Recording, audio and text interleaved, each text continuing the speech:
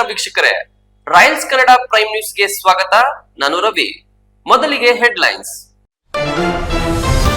February 27ಕ್ಕೆ ಕಂದಾಯ ಇಲಾಖೆಯ ಐತಿಹಾಸಿಕ ಕಾರ್ಯಕ್ರಮ, ಹಕ್ಕುಪತ್ರ ವಿತರಣೆ ಸೇರಿದಂತೆ ಕಂದಾಯ ಇಲಾಖೆಯ ದಶಕಗಳ ಸಮಸ್ಯೆಗೆ ಪರಿಹಾರ. ಕಂದಾಯ ಸಚಿವ ಕೃಷ್ಣ ಬೈರೇಗೌಡ ಕಾರ್ಯಕ್ರಮದಲ್ಲಿ ಭಾಗಿ. ಕೈವಾರ ಯೋಗಿ ನಾರಾಯಣ ಯತೀಂದ್ರರ ಜಯಂತಿ ಸರಳ ಆಚರಣೆಗೆ ಬಲಿಜ ಸಮುದಾಯ ಮನವಿ. ಜಿಲ್ಲಾಧಿಕಾರಿಗಳೇ ಅದ್ದೂರಿ ಆಚರಣೆಗೆ ಸೂಚನೆ ನೀಡಿದ್ರು. ಸಮುದಾಯ ಸರಳ ಆಚರಣೆಗೆ ಒತ್ತಾಯ. ವ್ಯಕ್ತಿಗಳ ವ್ಯಕ್ತಿತ್ವ ಅಂಕಗಳಿಂದ ಮಾತ್ರ ಅಳೆಯಲು ಸಾಧ್ಯವಿಲ್ಲ. ಹೈಕೋರ್ಟ್ ವಿಶ್ರಾಂತ ನ್ಯಾಯಾಧೀಶ ಎಚ್.ಎನ್. ನಾಗಮೋಹನ್ ದಾಸ್ ಅಭಿಮತ. ಚಿಂತಾಮಣಿಯಲ್ಲಿ ಹಾಸ್ಟೆಲ್ ವಿದ್ಯಾರ್ಥಿಗಳಿಗೆ 1 ದಿನದ ಕಾರ್ಯಾಗಾರ. ವಾರ್ತೆಗಳ ವಿವರ. ಬಹುಶಃ ಇದು ಇತಿಹಾಸದಲ್ಲೇ ದಾಖಲಾಗುವ ಕಾರ್ಯಕ್ರಮ ಎಂದರೆ ತಪ್ಪಾಗಲಾರದು. ಕಳೆದ ಹಲವಾರು ವರ್ಷಗಳಿಂದ ಸಂಕಷ್ಟ ಅನುಭವಿಸುತ್ತಿರುವ ಎಷ್ಟೋ ಮಂದಿಯ ಸಮಸ್ಯೆಗಳಿಗೆ ರಾಜ್ಯ ಕಂದಾಯ ಇಲಾಖೆ ಪರಿಹಾರ ಒದಗಿಸುವಲ್ಲಿ ಯಶಸ್ವಿಯಾಗಿದೆ. ಹಾಗಾಗಿಯೇ ಫೆಬ್ರವರಿ 27ಕ್ಕೆ ಚಿಕ್ಕಬಳ್ಳಾಪುರದಲ್ಲಿ ಬೃಹತ್ ಕಾರ್ಯಕ್ರಮ ಆಯೋಜಿಸಿದ್ದು, ಈ ಕಾರ್ಯಕ್ರಮದಲ್ಲಿ ಸಾವಿರಾರು ಮಂದಿಗೆ ಅನುಕೂಲವಾಗಲಿದೆ. ಹಾಗಾದರೆ ಏನು ಈ ಕಾರ್ಯಕ್ರಮ ಅಂತೀರಾ? ಈ ಸ್ಟೋರಿ ನೋಡಿ.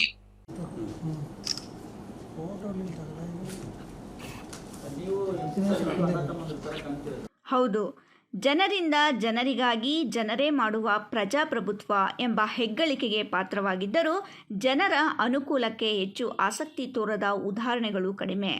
ಆದರೆ ಫೆಬ್ರವರಿ 27ಕ್ಕೆ ಚಿಕ್ಕಬಳ್ಳಾಪುರದಲ್ಲಿ ಇಂತಹ ಜನಪರ ಕಾರ್ಯಕ್ರಮವೊಂದನ್ನು ಆಯೋಜಿಸಲಾಗಿದ್ದು, ಜನರ ದಶಕಗಳ ಸಮಸ್ಯೆಗೆ ಪರಿಹಾರ ನೀಡಲು ರಾಜ್ಯ ಕಂದಾಯ ಇಲಾಖೆ ಮತ್ತು ಕಂದಾಯ ಸಚಿವ ಕೃಷ್ಣ ಬೈರೇಗೌಡರು ಮುಂದಾಗಿರುವುದು ನಿಜವಾಗಿಯೂ ಸ್ವಾಗತಾರ್ಹ ಬೆಳವಣಿಗೆ. ಹೌದು, ಇದು ಕಂದಾಯ ಇಲಾಖೆಯ ಐತಿಹಾಸಿಕ ಕಾರ್ಯಕ್ರಮವಾಗಿದೆ. ಕಳೆದ 2.5 ವರ್ಷದಲ್ಲಿ ಕಂದಾಯ ಸಚಿವ ಕೃಷ್ಣ ಬೈರೇಗೌಡರು ಇಲಾಖೆಯಲ್ಲಿ ಕ್ರಾಂತಿ ಮಾಡಿದ್ದಾರೆ. ಅದರ ಫಲವಾಗಿ ಇಂದು ರೈತರಿಗೆ ದಶಕಗಳಿಂದ ಸಮಸ್ಯೆಗಳಿಗೆ ಪರಿಹಾರ ಹುಡುಕುವಲ್ಲಿ ಯಶಸ್ವಿಯಾಗಿದ್ದಾರೆ. ಇದರಿಂದ 25,000 ಕುಟುಂಬಗಳಿಗೆ ಸಹಕಾರಿಯಾಗಲಿದ್ದು, 6-7 ಜಿಲ್ಲೆಗಳ ಫಲಾನುಭವಿಗಳನ್ನು ಸೇರಿಸಿ ಒಂದೇ ವೇದಿಕೆಯಲ್ಲಿ 1 ಲಕ್ಷ ಹಕ್ಕುಪತ್ರ ವಿತರಣೆ ಮಾಡುವ ಯೋಜನೆಯನ್ನು ಕಂದಾಯ ಇಲಾಖೆ ಹಾಕಿಕೊಂಡಿದೆ. ಚಿಕ್ಕಬಳ್ಳಾಪುರದ ಜಿಲ್ಲಾಡಳಿತ ಭವನದಲ್ಲಿ ಇಂದು ನಡೆದ ಸುದ್ದಿಗೋಷ್ಠಿಯಲ್ಲಿ ಮಾತನಾಡಿದ ಜಿಲ್ಲಾಧಿಕಾರಿ ಜಿ. ಪ್ರಭು, ಜಿಲ್ಲೆಯಲ್ಲಿ ಈಗಾಗಲೇ ಇ-ಪೌತಿ ಖಾತೆ ಮಾಡುವ ಆಂದೋಲನ ನಡೆಯುತ್ತಿದ್ದು, ಇದರ ಜೊತೆಗೆ ಸಾಮಾಜಿಕ ಭದ್ರತೆ ಯೋಜನೆಯಡಿ 60 ವರ್ಷ ದಾಟಿದವರಿಗೆ ಪಿಂಚಣಿ ಮಂಜೂರು ಆದೇಶ ಪತ್ರಗಳ ವಿತರಣೆಯನ್ನು ಕಾರ್ಯಕ್ರಮದಲ್ಲಿ ನೀಡಲಾಗುತ್ತಿದೆ. ಪ್ರತಿ ಗ್ರಾಮ ಕಂದಾಯ ಗ್ರಾಮ ಮಾಡುವುದು ಕಂದಾಯ ಸಚಿವರ ಗುರಿಯಾಗಿದ್ದು, ಮನೆ ಕಟ್ಟಿದವರಿಗೆ ಮಾಲೀಕತ್ವ ನೀಡುವ ಅಭಿಯಾನ ಈಗಾಗಲೇ ಜಿಲ್ಲೆಯಲ್ಲಿ ಆರಂಭವಾಗಿದೆ ಎಂದರು. ನಮಸ್ಕಾರ. ಈ ಫೆಬ್ರವರಿ ತಿಂಗಳ 27ನೇ ತಾರೀಕು ಶುಕ್ರವಾರ ನಮ್ಮ ಚಿಕ್ಕಬಳ್ಳಾಪುರ ನಗರದ ಹೊರಭಾಗದಲ್ಲಿ ಒಂದು ವಿಶೇಷವಾದಂಥ ಕಂದಾಯ ಇಲಾಖೆಯ ಒಂದು ಐತಿಹಾಸಿಕ ಕಾರ್ಯಕ್ರಮವನ್ನು ನಮ್ಮ ಜಿಲ್ಲೆಯಲ್ಲಿ, ಚಿಕ್ಕಬಳ್ಳಾಪುರ ಜಿಲ್ಲೆಯಲ್ಲಿ ನಾವು ಏರ್ಪಡಿಸಿದ್ದೇವೆ. ಈ ಕಾರ್ಯಕ್ರಮ ನಮಗೆಲ್ಲರಿಗೂ ಕೂಡ ಭಾಳ ವಿಶೇಷ. ಅದರಲ್ಲೂ ಕೂಡ ಜಿಲ್ಲೆಯ ಜನತೆಗೆ ಕಂದಾಯ ಇಲಾಖೆ ಎಲ್ಲ ವರ್ಗದವರಿಗೆ, ಎಲ್ಲ ಜನರಿಗೆ ಸೇವೆಗಳನ್ನು ಕೊಡುವಂಥ ಒಂದು ಮಾತೃಸ್ವರೂಪಿ ಇಲಾಖೆ. ಆಡು ಮುಟ್ಟದ ಸೊಪ್ಪಿಲ್ಲ ಅನ್ನೋ ರೀತಿಯಲ್ಲಿ ಒಬ್ಬ ವ್ಯಕ್ತಿಯ ಯಾವುದೋ ಹಂತದಲ್ಲಿ ಅವರ ಜಮೀನಿರಲಿ, ಅವರ ಮನೆಗಳಿರಲಿ, ಅವರ ಅಭಿವೃದ್ಧಿ ಇರಲಿ, ಈ ಎಲ್ಲದಕ್ಕೂ ಪೂರಕವಾಗಿ ಇಲಾಖೆ ಕೆಲಸ ಮಾಡ್ತಾ ಇರುತ್ತೆ. ಘನ ಸರ್ಕಾರ ಕಳೆದ 2.5 ವರ್ಷದಲ್ಲಿ ವಿಶೇಷವಾಗಿ ಮಾನ್ಯ ಕಂದಾಯ ಸಚಿವರು ಮತ್ತು ಜಿಲ್ಲಾ ಉಸ್ತುವಾರಿ ಸಚಿವರು, ಇಡೀ ನಮ್ಮ ಕಂದಾಯ ಇಲಾಖೆಯ ಆಡಳಿತ ವ್ಯವಸ್ಥೆ, ಅದು ಅಪರ ಮುಖ್ಯ ಕಾರ್ಯದರ್ಶಿಗಳಿಂದ ಹಿಡಿದು ನಮ್ಮ ಗ್ರಾಮ ಸಹಾಯಕರವರೆಗಿನ ಆಡಳಿತ ವ್ಯವಸ್ಥೆ, ಎಲ್ಲರೂ ಕೂಡ ಈ ಸುದೀರ್ಘ 60-70 ವರ್ಷಗಳ ಸಮಸ್ಯೆಗಳಿಗೆ ತಂತ್ರಾಂಶವನ್ನು ಬಳಸಿ, ಉತ್ತಮ ಆಡಳಿತವನ್ನು ಬಳಸಿ, ಉತ್ತಮ ಮೇಲುಸ್ತುವಾರಿ ವ್ಯವಸ್ಥೆಯನ್ನು ಜಾರಿಗೊಳಿಸಿ ಎಲ್ಲದರ ಮೂಲಕ ಒಂದು ಉತ್ತಮ ಸೇವೆ ಕೊಡಬೇಕು ಅನ್ನೋ ಹಿನ್ನೆಲೆಯಲ್ಲಿ ಸಾಕಷ್ಟು ಕೆಲಸಗಳನ್ನು ಮಾಡ್ಕೊಂಡು ಬಂದಿದ್ದೇವೆ. 5 ಪ್ರಮುಖ ಅಂಶಗಳೊಂದಿಗೆ ಜಿಲ್ಲೆಯಲ್ಲಿ ಕಾರ್ಯಕ್ರಮ ಆಯೋಜಿಸಲಾಗಿದ್ದು, 3,000 ಜನರಿಗೆ ಶಾಶ್ವತ ಹಕ್ಕು ವಿತರಣೆ ಮಾಡಲಾಗುತ್ತಿದೆ. ಜಿಲ್ಲೆಯಲ್ಲಿ 16,500 ಪೌತಿ ಖಾತೆ ನೀಡುವ ಗುರಿ ಹೊಂದಿದ್ದು, 3,500 ವಿಶೇಷಚೇತನ, ವೃದ್ಧಾಪ್ಯ ವೇತನ, ವಿಧವಾ ವೇತನ ಸೇರಿದಂತೆ ಇತರೆ ಸಾಮಾಜಿಕ ಭದ್ರತಾ ವೇತನಗಳ ಆದೇಶ ಪತ್ರಗಳನ್ನು ವಿತರಿಸಲಾಗುತ್ತಿದೆ ಎಂದರು. ಎಲ್ಲರೂ ಅವರ ಕರ್ತವ್ಯ ನಿರ್ವಹಿಸಬೇಕು. ಅಧಿಕಾರಿಗಳು, ಸಿಬ್ಬಂದಿ ಉತ್ತಮ ಕರ್ತವ್ಯ ನಿರ್ವಹಿಸಿದರೆ ಯಾವುದೇ ಸರ್ಕಾರಿ ಕಾರ್ಯಕ್ರಮ ಯಶಸ್ವಿಯಾಗಲಿದೆ ಎಂಬುದಕ್ಕೆ ಇದು ಉತ್ತಮ ನಿದರ್ಶನವಾಗಲಿದೆ ಎಂದರು. ಕಳೆದ 1.5 ತಿಂಗಳಲ್ಲಿ ಇಡೀ ಜಿಲ್ಲೆಯ ಸುಮಾರು 25,000 ನಾಗರಿಕರಿಗೆ ಕಂದಾಯ ಇಲಾಖೆಯ ಸವಲತ್ತುಗಳು, ಅದು ಶಾಶ್ವತ ಸವಲತ್ತುಗಳು, ಒಂದೊಂದು ಸವಲತ್ತುಗಳ ಹಿಂದೆ ಅನೇಕ ವರ್ಷಗಳ ಕಾಯುವಿಕೆ ಇದೆ, ನಿರೀಕ್ಷೆ ಇದೆ. ಈ ಎಲ್ಲದಕ್ಕೂ ಕೂಡ ಒಂದು ಅಂತಿಮ ಸ್ವರೂಪ ಕೊಡೋ ರೀತಿಯಲ್ಲಿ ನಾನಾಗಲೇ ಹೇಳಿದಂತೆ ಮಾನ್ಯ ಕಂದಾಯ ಸಚಿವರ ನಿರ್ದೇಶನ, ಈಗಾಗಲೇ ಕಂದಾಯ ಇಲಾಖೆಯಿಂದ ವಿಭಾಗವಾರು 1 ಲಕ್ಷ ಕಂದಾಯ ಗ್ರಾಮಗಳಿಗೆ 1 ಲಕ್ಷ ಹಕ್ಕುಪತ್ರಗಳನ್ನು ಕೊಡುವಂಥ ಒಂದು ಬೃಹತ್ ಕಾರ್ಯಕ್ರಮವನ್ನು 6-7 ಜಿಲ್ಲೆಗಳನ್ನು ಸೇರಿಸಿ ಒಂದು ಕಡೆ ಮಾಡುವಂಥ ಒಂದು ಪ್ರಯತ್ನ ನಡೆದಿದೆ.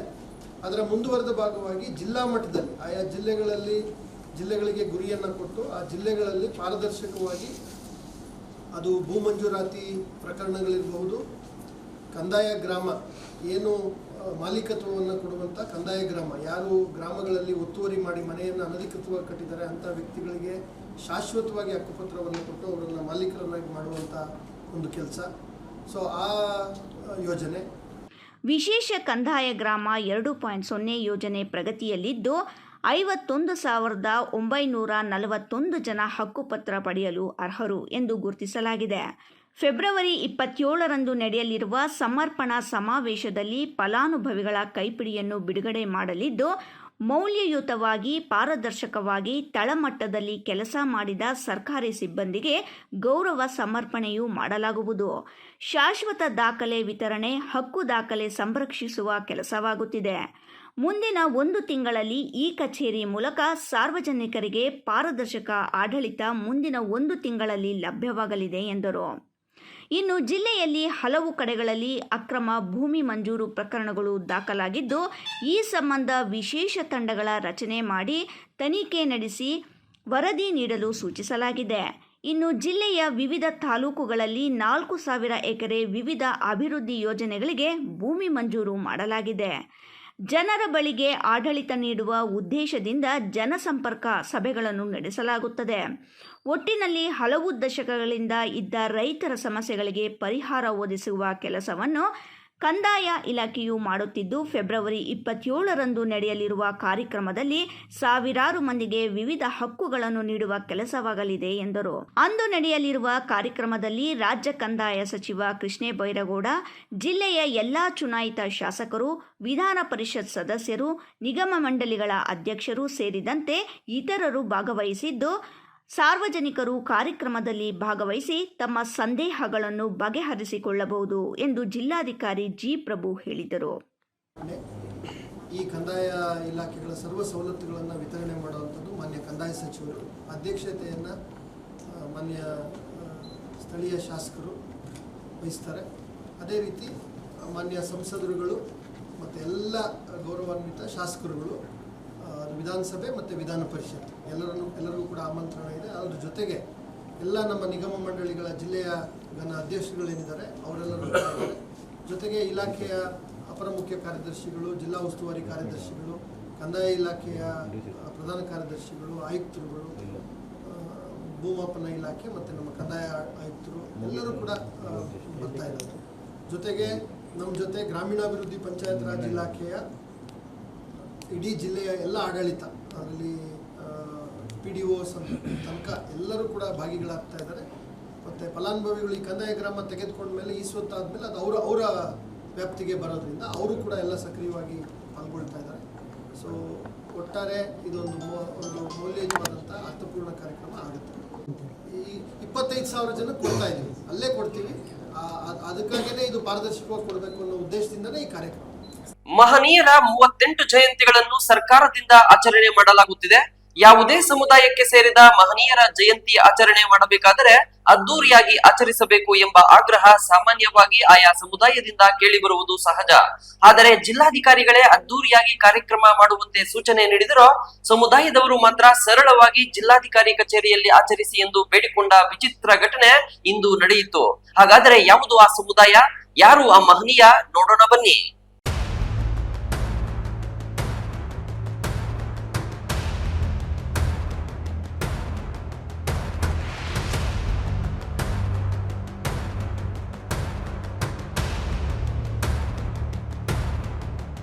ವೀಕ್ಷಕರೇ, ಚಿಕ್ಕಬಳ್ಳಾಪುರ ಜಿಲ್ಲೆಯನ್ನು ಬಲಿಜ ಸಮುದಾಯದ ರಾಜಧಾನಿ ಎಂದು ಕರೆಯುತ್ತಾರೆ.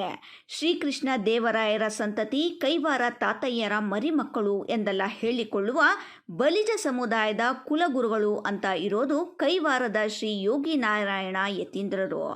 ಇಂತಹ ಮಹನೀಯರ ಜಯಂತಿಯನ್ನು ಸರ್ಕಾರದ ಮಟ್ಟದಲ್ಲಿ ಆಚರಿಸಲು ಈ ಹಿಂದೆ ಬಸವರಾಜ ಬೊಮ್ಮಾಯಿ ನೇತೃತ್ವದ ಬಿಜೆಪಿ ಸರ್ಕಾರ ಆದೇಶ ನೀಡಿತು. ಇದರಿಂದ ಸರ್ಕಾರದ ಮಟ್ಟದಲ್ಲಿ ಜಯಂತಿ ಆಚರಣೆ ಮಾಡುತ್ತಿದ್ದು, ಈ ಬಾರಿ ಕೈವಾರ ತಾತಯ್ಯನವರ ಜಯಂತಿಯನ್ನು ಸರಳವಾಗಿ ಆಚರಿಸುವಂತೆ ಬಲಿಜ ಸಮುದಾಯದ ಮುಖಂಡರು ಜಿಲ್ಲಾಧಿಕಾರಿಗಳನ್ನು ಬೇಡಿಕೊಂಡ ಘಟನೆ ನಡೆಯಿತು. ಮೆರವಣಿಗೆ ಮಾಡಬೇಕಾ ಏನು ಅದೆಲ್ಲ ಅಫಿಷಿಯಲ್ ಆಗಿ ಸ್ಥಳ ಮುಂಚೆ ಕೈವಾರ ತಾತಯ್ಯನವರ ದೇವಾಲಯ ಅಂತಾನೆ ಮಾಡ್ತಾ ಇದ್ರು. ಅದರಿಂದ ಈಗ ಯಾಕೆಂದ್ರೆ ನಮಗೆ ಇವಾಗ ಕನ್ನಡ ಭವನ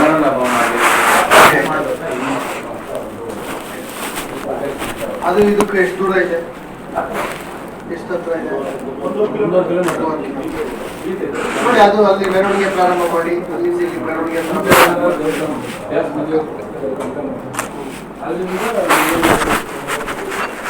ಕರೆಕ್ಟ್ ಆ ಥರ ಸ್ವರೂಪ ಇಟ್ಕೊಂಡು ಮಾಡಿ. ಸರ್ ನಮಸ್ತೆ. ಪಲ್ಲಕ್ಕಿ ಕಮಿಟಿ ಸದಸ್ಯರು. ಯಾಕಂದರೆ ಈ ವರ್ಷ ನಾವು ಏನೇನು ಮಾಡಿದ್ದೀವಿ, 3 ಕೋಟಿ ರೂಪಾಯಿ ವೆಚ್ಚದಲ್ಲಿ ಹಾಸ್ಪಿಟಲ್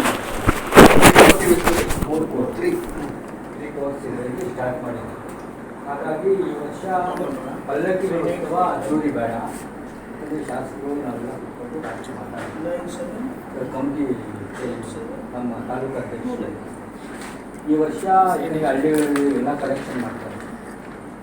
ಸರ್ಕಾರದಿಂದ ಯಾವುದೇ ಹಣ ನಾವು ತಗೊಂಡಿಲ್ಲ, ನಮ್ಮ ಕಮಿಟಿಯಿಂದನೇ ಹಾಕೋದಿಲ್ಲ. ಈ ಸಾರಿ ಅದ್ದೂರಿ ಬೇಡ. ಆಮೇಲೆ ಸೂರ್ಯಗ್ರಹಣ, ಚಂದ್ರಗ್ರಹಣ ಅವತ್ತೇ. ಓಕೆ. ಹಾಗಾಗಿ ಪಲ್ಲಕ್ಕಿಗಳು ಮೆರವಣಿಗೆ ಬೇಡ, ಸಿಂಪಲ್ ಆಗಿ ದೇವಸ್ಥಾನದಲ್ಲೇ ಪೂಜೆ ಮಾಡೋಣ. ಪೂಜೆ ಮಾಡಿಬಿಟ್ಟು ಎಲ್ಲ ಭಕ್ತರಿಗೂ ದೇವಸ್ಥಾನದಲ್ಲಿ ಎಲ್ಲ ಮಾಡಿ 11 ಗಂಟೆ ಒಳಗಡೆ. ಇದಕ್ಕೆ ಕಾರಣಗಳು ಹಲವಾರು ಇದ್ದರೂ ಪ್ರಮುಖವಾಗಿ ಯಾರೋ ಜನರನ್ನು ಕರೆತಂದು ಮತ್ಯಾರೋ ಹಣ ಚಂದ ಹಾಕಿ ಕಾರ್ಯಕ್ರಮ ಅದ್ಧೂರಿಯಾಗಿ ಮಾಡಿದರೆ ನಾಯಕರೆನಿಸಿಕೊಂಡ ಕೆಲವರು ವೇದಿಕೆ ಹತ್ತಿ ಕ್ಯಾಮ್ರಾಗಳಿಗೆ ಫೋಜು ನೀಡುವುದು ಬಲಿಜ ಸಮುದಾಯದಲ್ಲಿ ಸಾಮಾನ್ಯವಾಗಿದೆ. ಬಲಿಜ ಸಮುದಾಯದ ಮೀಸಲಾತಿ ಕಸಿದುಕೊಂಡರೆ ಅದನ್ನು ವಾಪಸ್ ಕೇಳುವ ದಮ್ಮು ತಾಕತ್ತು ಇಲ್ಲದ ನಾಯಕರು ಬಲಿಜ ಅಭಿವೃದ್ಧಿ ನಿಗಮಕ್ಕೆ ಅನುದಾನ ಕೇಳುವ ದಮ್ಮು ತಾಕತ್ತು ಇಲ್ಲದ ನಾಯಕರು ವೇದಿಕೆಯಲ್ಲಿ ಫೋಜು ಕೊಡಲು ಮಾತ್ರ ಮುಂದಿರುತ್ತಾರೆ ಎಂಬ ಅಸಮಾಧಾನವನ್ನು ಬಲಿಜ ಸಮುದಾಯದ ಮುಖಂಡರೇ ವ್ಯಕ್ತಪಡಿಸುತ್ತಿದ್ದಾರೆ.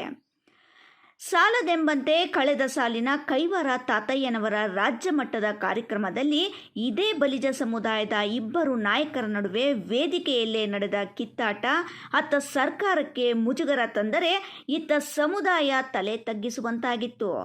ಸಮುದಾಯದ ಅಭಿವೃದ್ಧಿಗಾಗಿ ಮಾತನಾಡದ ನಾಯಕರು ವೇದಿಕೆಯಲ್ಲಿ ಅನಗತ್ಯ ಪ್ರಲಾಪ ಮಾಡುವ ಮೂಲಕ ಇಡೀ ರಾಜ್ಯದಲ್ಲಿರುವ ಬಲಿಜ ಸಮುದಾಯಕ್ಕೆ ಅಪಮಾನ ಮಾಡುವ ರೀತಿಯಲ್ಲಿ ವರ್ತಿಸಿದ ಪರಿ ಇದೀಗ ಸಮುದಾಯದಲ್ಲಿ ಮಡುಗಟ್ಟಿದೆ.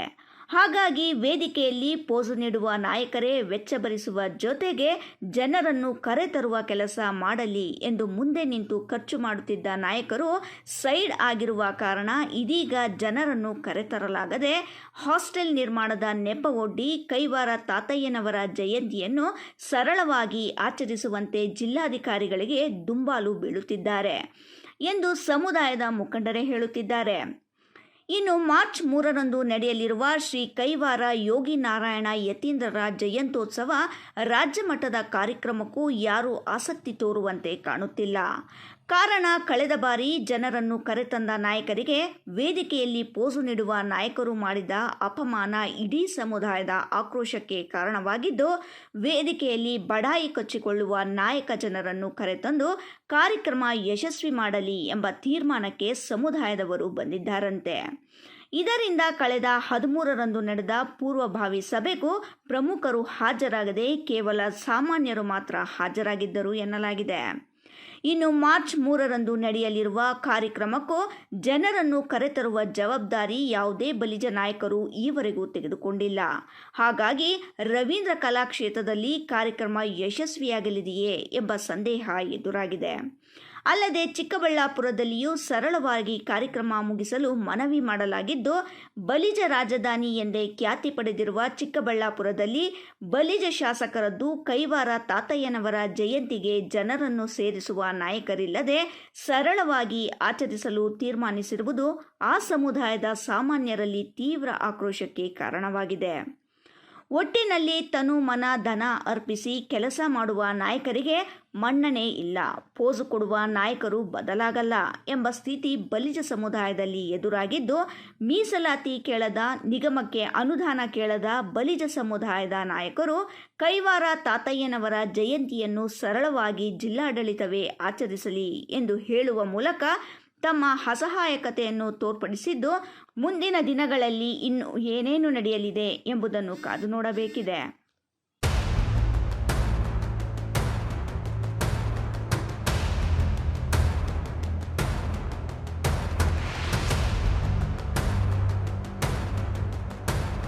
ವ್ಯಕ್ತಿಗಳ ವ್ಯಕ್ತಿತ್ವ, ಕೌಶಲ್ಯ ಮತ್ತು ಬುದ್ಧಿವಂತಿಕೆಯನ್ನು ಕೇವಲ ಅಂಕಗಳಿಂದ ಮಾತ್ರ ಅಳೆಯಲು ಸಾಧ್ಯವಿಲ್ಲ ಎಂದು ಹೈಕೋರ್ಟ್ ವಿಶ್ರಾಂತ ನ್ಯಾಯಾಧೀಶ ಎಚ್.ಎನ್. ನಾಗಮೋಹನ್ ದಾಸ್ ಅಭಿಪ್ರಾಯಪಟ್ಟರು.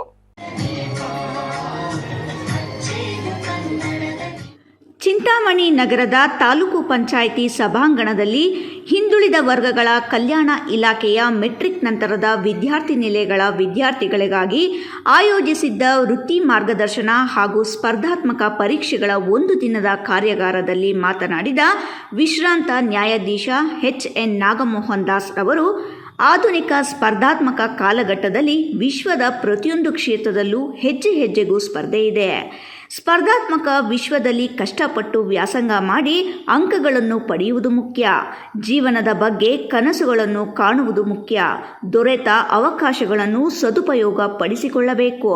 ಪ್ರಾಮಾಣಿಕವಾಗಿ ಕೆಲಸ ಮಾಡಿದರೆ ಹೆಚ್ಚಿನ ಸಾಧನೆ ಮಾಡಬಹುದು ಎಂದು ವಿದ್ಯಾರ್ಥಿಗಳಿಗೆ ಸಲಹೆ ನೀಡಿದರು. ಜೀವನದಲ್ಲಿ ಶಿಕ್ಷಣ ಮುಖ್ಯ. ಸಮಾಜದಲ್ಲಿ ಎಲ್ಲ ಕ್ಷೇತ್ರಗಳ ಜನರನ್ನು ಎಲ್ಲ ಹಂತಗಳಲ್ಲೂ ಮುನ್ನಡೆಸುವುದು ದೇಶದ ಸಂವಿಧಾನ. ಸಂವಿಧಾನದ ಕುರಿತು ದೇಶದ ಪ್ರತಿಯೊಬ್ಬ ಪ್ರಜೆಗೂ ಅವಶ್ಯಕತೆ ಇದೆ. ಸಂವಿಧಾನದ ಕೊರತೆ ಇದೆ. ಸಂವಿಧಾನವನ್ನು ತಿಳಿದುಕೊಂಡು ಅದರಂತೆ ಬದುಕಿದರೆ ಜೀವನದಲ್ಲಿ ಸರಿಯಾದ ದಿಕ್ಕಿನಲ್ಲಿ ಸಾಗಬಹುದು ಎಂದು ತಿಳಿಸಿದರು. ರಾಜ ಮಹಾರಾಜರ ನಂತರ ಪ್ರಜಾಪ್ರಭುತ್ವದ ಆಡಳಿತ ಜಾರಿಗೆ ಬಂತು. ಶಾಸನಗಳನ್ನು ರೂಪಿಸುವುದು ಶಾಸಕಾಂಗ, ಅವುಗಳನ್ನು ಕಾರ್ಯರೂಪಕ್ಕೆ ತರುವುದು ಕಾರ್ಯಾಂಗ. ಉಲ್ಲಂಘಿಸಿ ಕಾನೂನು ಮೀರಿದರೆ ವಿಚಾರಣೆ ನಡೆಸಿ ಶಿಕ್ಷೆ ಕೊಡುವುದು ಕರ್ತವ್ಯ ನ್ಯಾಯಾಂಗ. ಮೂರು ಕ್ಷೇತ್ರಗಳಲ್ಲೂ ಸ್ವೇಚ್ಛಾಚಾರದಿಂದ ನಡೆದುಕೊಳ್ಳಲು ಪ್ರಕರಣಗಳು ಹೆಚ್ಚಾಗುತ್ತಿದ್ದವು. ಸ್ವೇಚ್ಛಾಚಾರದಿಂದ ಕಡಿವಾಣ ಹಾಕಲು ಮೂರು ಅಂಗಗಳ ಸರಿಯಾದ ದಾರಿಯಲ್ಲಿ ಸಾಗುವ ಹಿನ್ನೆಲೆಯಲ್ಲಿ ಕಾನೂನುಗಳು, ಹಕ್ಕುಗಳು, ಕರ್ತವ್ಯಗಳ ವಿವರಗಳುಳ್ಳ ಸಂವಿಧಾನ ರಚನೆಯಾಯಿತು ಎಂದರು. ವಿಶ್ವದ ದೇಶಗಳಲ್ಲಿ 200 ದೇಶಗಳಲ್ಲಿ 190 ದೇಶಗಳು ತಮ್ಮದೇ ಆದ ಸ್ವಾತಂತ್ರ್ಯ ಸಂವಿಧಾನಗಳನ್ನು ಹೊಂದಿವೆ. ತಮ್ಮ ದೇಶದ ಸಂವಿಧಾನ ಬಂದು 75 ವರ್ಷಗಳಾದರೂ ಬಹುತೇಕ ಜನರು ಸಂವಿಧಾನವನ್ನು ಓದಲಿಲ್ಲ. ಅನೇಕ ವಕೀಲರು, ನ್ಯಾಯಾಧೀಶರು ಸಹ ಪೂರ್ಣವಾಗಿ ಸಂವಿಧಾನವನ್ನು ಅಧ್ಯಯನ ಮಾಡಿಲ್ಲ. ಸಂವಿಧಾನ ಒಂದು ಕತೆ, ಕಾದಂಬರಿ, ಕವಿತೆಯಲ್ಲ. ದೇಶದ ಪ್ರತಿಯೊಬ್ಬರೂ ಸಂವಿಧಾನವನ್ನು ಓದಬೇಕು, ಅದರಂತೆ ನಡೆದುಕೊಳ್ಳಬೇಕು ಎಂದರು. ಸ್ಪರ್ಧಾತ್ಮಕ ಜಗತ್ತಿನಲ್ಲಿ ನೀವು ಕಷ್ಟಪಟ್ಟು ಓದಿ ಹೆಚ್ಚು ಮಾರ್ಕ್ಸ್ ತಿಳ್ಕೋಬೇಕು. ಇವೆರಡೂ ಬಹಳ ಮುಖ್ಯ. ಇವೆರಡನ್ನ ನೀವು ಕಾನ್ಸಂಟ್ರೇಟ್ ಮಾಡಿದ್ರೆ ನೀವು ಏನೇ ಆದರೂ ಕೂಡ ಜೀವನದಲ್ಲಿ ಸಕ್ಸಸ್ ಆಗ್ತೀರಾ, ಅದು ನನ್ನ ನಂಬಿಕೆ. This is the lesson that I can tell you with my experience. ಇದನ್ನು ಗಮನಿಸಿ. ಅನೇಕ ಜನ ಹೇಳ್ತಾರೆ, ನಾನು ಕೇಳಿದ್ದೀನಿ, ದೊಡ್ಡ ದೊಡ್ಡ ಕನಸು ಕಟ್ಬೇಕಯ್ಯ. ನಿಜ, ನನ್ನಂತವನಿಗೆ ಕನಸೆ ಬರ್ಲಿಲ್ಲ ರೀ. ಅಲ್ಲ, ಆನೆಸ್ಟ್ ಆಗಿ ಹೇಳ್ತಾ ಇದ್ದೆ. ನಾನು ಹೈಸ್ಕೂಲ್ ಓದ್ತಾ ಇದ್ದಾಗ ನನ್ನ ಕನಸು ಏನ್ ಗೊತ್ತಾ, ಫಸ್ಟ್ ಅಟೆಂಪ್ಟ್ ನಲ್ಲಿ SLC ಪಾಸ್ ಮಾಡಬೇಕು. ಆವತ್ತಿನ ದಿವಸ 100ಕ್ಕೆ ಕೋಲಾರ ಜಿಲ್ಲೆಯಲ್ಲಿ 80% ಮಕ್ಕಳು ಫೇಲ್ ಆಗ್ತಿದ್ರು, 20% ಪಾಸ್ ಆಗ್ತಾ ಇದ್ದಿದ್ದು. ಆಗ ಫಸ್ಟ್ ಕ್ಲಾಸು, ರ್ಯಾಂಕು ಈ ತರ ಕನ್ಸೆಪ್ಟ್ ಬಂದಿಲ್ಲ ರೀ. ಆ ಪೇಪರ್ನಲ್ಲಿ ಬರ್ತಿತ್ತು ನಮ್ಮ ಹಾಲ್ ಟಿಕೆಟ್ ನಂಬರ್ ರಿಸಲ್ಟ್ ಬಂದಾಗ. ಆ ಪೇಪರ್ನಲ್ಲಿ ನನ್ನ ನಂಬರ್ ಬಂದಿರೋ ಸಾಕು ಮಾರಾಯ ದೇವರೇ ಅಂತ ನನ್ನ ಅಷ್ಟೇ ಕನಸು. SLC ಆಯ್ತು, PUC ಬಂದೆ. PUC ನಲ್ಲಿ ಆ ತಾನೇ ನಾನು PUC ಸೇರ್ಬೇಕು ಅಂದ್ರೆ ಮುಳಬಾಗಲ್ನಲ್ಲಿ ಫಸ್ಟ್ ಗ್ರೇಡ್ ಕಾಲೇಜ್ ಶುರುವಾಯ್ತು PUC. ನಾನು ಕೋಲಾರ್ನಲ್ಲಿ ಸೀಟ್ ಸಿಕ್ಲಿ, ಹಾಗಾಗಿ ಮುಳಬಾಗಲ್ನಲ್ಲೇ PUC ಓದ್ದೆ.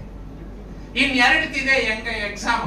ಆಗ ಯಾರೋ ಒಬ್ರು ಹಿರಿಯರೊಬ್ರು ಹೇಳಿದ್ರು, ನೀನು ಚೆನ್ನಾಗಿ ಕಷ್ಟಪಟ್ಟು ಓದಿ ಜಾಸ್ತಿ ಮಾರ್ಕ್ಸ್ ತಗೊಂಡ್ರೆ ನೀನು MBBS ಹೋಗ್ಬೋದು, ಇಂಜಿನಿಯರಿಂಗ್ ಹೋಗ್ಬೋದು.